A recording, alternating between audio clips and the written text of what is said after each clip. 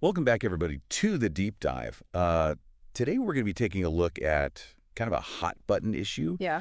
Um, Donald Trump's pick for the Yeah. Department of Health and Human Services, Right. HHS. HHS. And it's a name I think everybody knows. Yeah. Robert F. Kennedy Jr., Oh, yeah.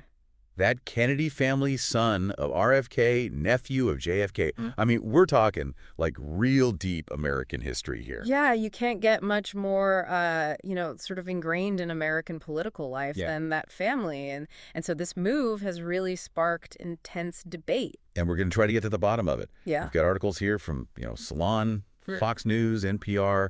We've even got some international sources like The Guardian and some Italian papers. Wow.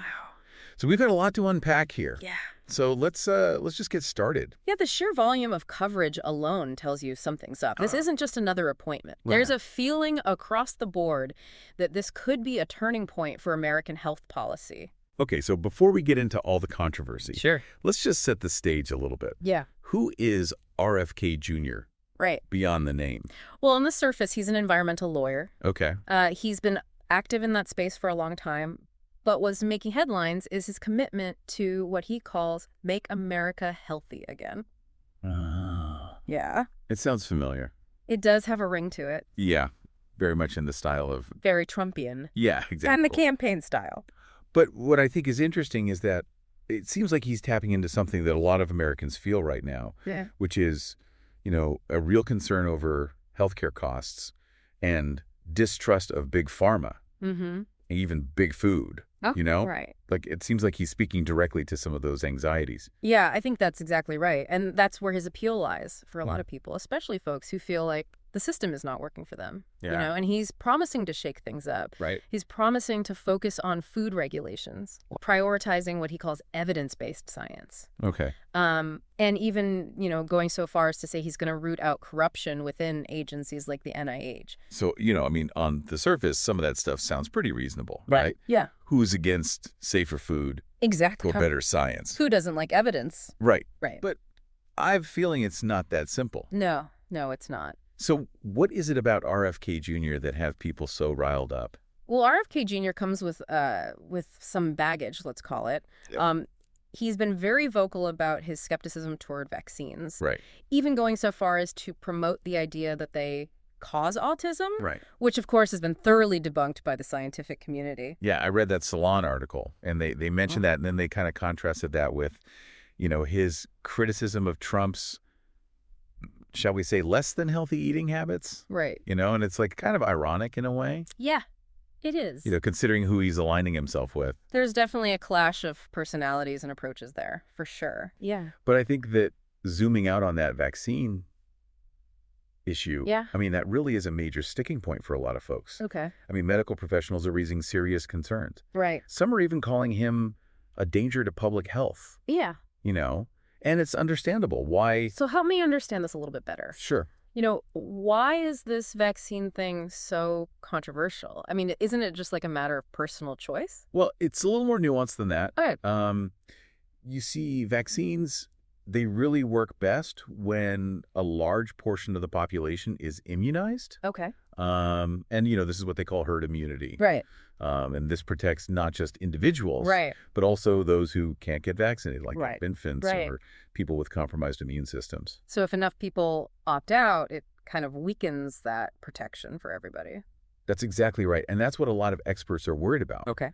They see RFK Jr.'s influence as potentially undermining decades of progress in combating preventable diseases. Yeah. The Guardian even linked his anti-vaccine group's actions to a measles outbreak in Samoa Ew, wow. that killed dozens of children. Wow. And it's like, this is a real thing. Yeah. This isn't just theoretical. It has real world consequences. Yeah. And it's not limited to just vaccines, right? There's more. That's right. Fill us in. Okay. What else has RFK Jr. said that's kind of raising eyebrows? Well, he's also spoken out against adding fluoride to drinking water, Okay. which is a practice that the CDC, the Centers for Disease Control and Prevention, Right. strongly endorses for its dental health benefits. Okay. And he's promoted raw milk, Okay. which, by the way, can contain harmful bacteria, Yeah. and ivermectin, Right. which has been touted as a COVID-19 cure despite a lack of scientific evidence. So it seems like there's a pattern here of him challenging sort of the mainstream scientific consensus. Yeah. Not just on vaccines, but Not just on vaccines. on other health issues. Yeah, that's right. Let's A lot of other health issues. And he doesn't stop there. He doesn't. According to one article, he even proposed firing hundreds of employees at the National Institutes of Health. Oh. And replacing them with people who share his views. Wow, that would be a radical shakeup. Yeah, that would be a huge change. To say the least. And then his FDA wish list is another kind of eye-opener. Yeah. The New York Times did a piece on that, detailing some of his goals. Right. And it includes things like fast-tracking approval for stem cell therapies. Interesting. And promoting hyperbaric oxygen treatment. Okay, now things are getting really interesting. Yeah. And maybe a little concerning, too. Yeah. Yeah. A little bit. It certainly does raise questions about how his approach might clash with, established scientific practices. But, we have to remember this isn't happening in a vacuum. Yeah. There's a larger context here. Right. It feels like we're kind of living in this time where distrust in institutions is at an all-time high. Mm. And science itself is often questioned or even politicized. I think that's a really crucial point. Yeah. I mean, RFK Jr. is tapping into that sentiment, Right. whether intentionally or not. Right. He represents a segment of the population that feels ignored or even betrayed by the system. Yeah. And that's where things get really complex. Because it's not even just about health policy anymore. It's about these deeper cultural and political Absolutely. divisions. It is. Yeah. And it's going to be fascinating to see how this appointment plays out against that backdrop. Okay, so let's try to game this out a little bit. Okay. What are some possible scenarios? All right. We know RFK Jr. has big ideas. Yeah. But will he actually be able to implement them? Well, one possibility is that he comes in swinging, trying to make sweeping changes right away. Right, like firing those hundreds of NIH employees. Exactly. That could be just the beginning. But wouldn't that lead to major pushback? Oh, absolutely. From Congress, from the scientific community, maybe even from the public. Yeah, and that's where things get really interesting. Yeah. He might face so much resistance Right. that he's forced to back down, Right. becoming more of a symbolic figurehead Right. than a real agent of change. Or maybe he finds a way to compromise. Yeah. Moderates his positions a little bit and works within the system to achieve at least some of his goals. Right. I mean, it's hard to imagine him completely abandoning his core beliefs, though. That's true. And that unpredictability, I think, is what makes this whole thing so captivating. Right. I mean, he's not a typical politician. Right. He doesn't seem beholden to any particular ideology. Right. And he's clearly shown a willingness to challenge the status quo. So, it seems like there's potential for both positive and negative outcomes here. Yeah. On the one hand, he could bring much needed attention to issues like chronic disease, Yeah. environmental toxins, things that maybe haven't gotten enough focus. Things that have kind of fallen by the wayside. Yeah, exactly. Yeah. But on the other hand, there's the risk of, sowing chaos and distrust. And potentially undermining public health initiatives that have taken years to build. That's the other side of the coin, for sure. And we can't forget the global implications of all this. That's right. The U.S. Department of Health and Human Services doesn't just affect Americans. No, it doesn't. It plays a huge role in global health policy. That's right. From pandemic response to international aid. This appointment sends a message to the world. Right. Signaling a potential shift in American priorities. Right. Perhaps a more inward-looking approach. Yeah. It could impact collaborations and global health initiatives in ways we can't even fully predict right now.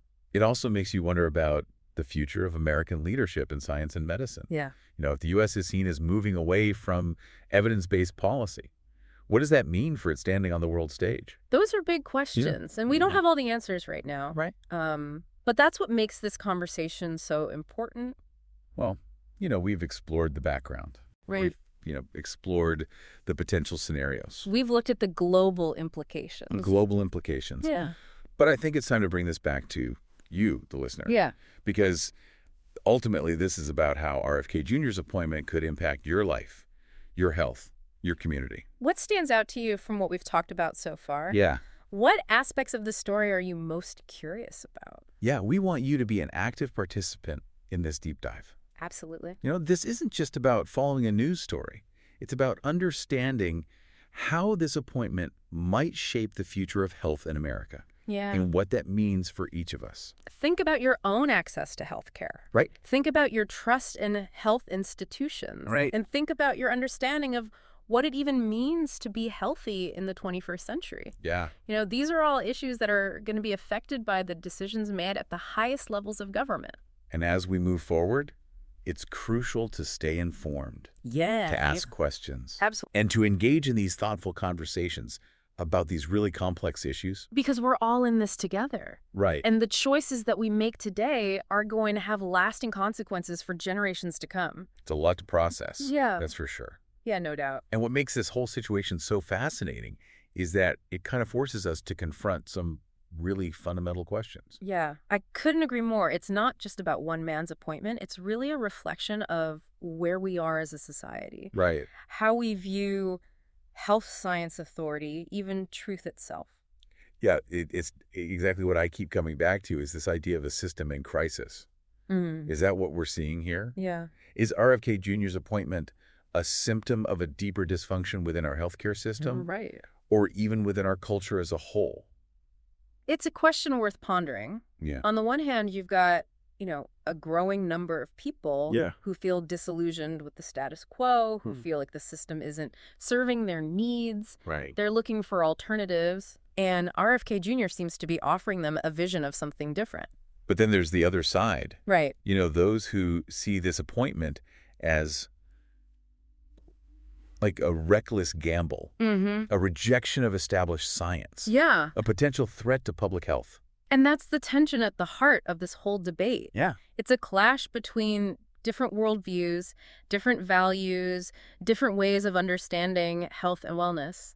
So where do we go from here? Well, how do we navigate this increasingly polarized landscape and make informed decisions about our own health and the health of our communities? I think the first step is to just recognize that there are no easy answers here. Right. This isn't a simple case of right versus wrong. Right. There are valid concerns on both sides. Yeah. And it's important to listen to those concerns with empathy and respect, even when we disagree. I think that's so crucial. Yeah. We need to move beyond the shouting matches and the sound bites. Right. And actually engage in thoughtful, nuanced conversations about these really complex issues. Absolutely. And that includes, being critical consumers of information. Right. We're bombarded with so much data these days. Oh, yeah. From news articles to social media posts to scientific studies. It's overwhelming. It really is. So it's more important than ever to be discerning, right, to question our assumptions, and to seek out diverse perspectives. And to remember that science is a process, not a dogma. Exactly. It's about constantly questioning, testing, and refining our understanding of the world. And that means being open to new ideas. Yeah. Even those that challenge our existing beliefs. Right. But it also means holding those ideas up to scrutiny, demanding evidence. Nice. And being wary of claims that sound too good to be true. Well said. Thank you. So as we wrap up this deep dive, I want to leave you with a call to action. Okay. Stay curious, stay informed, and stay engaged. Yeah. This story is far from over, and it's one that's going to continue to impact all of our lives in some pretty profound ways. Don't be afraid to ask questions. Yeah. To challenge assumptions. Right. And to use your voice to advocate for the kind of healthcare system you believe in. Yeah. The future of health in America is being written right now, and each of us has a role to play in shaping that future. Thanks for joining us on this deep dive. And remember, the most important questions are often the ones that don't have easy answers.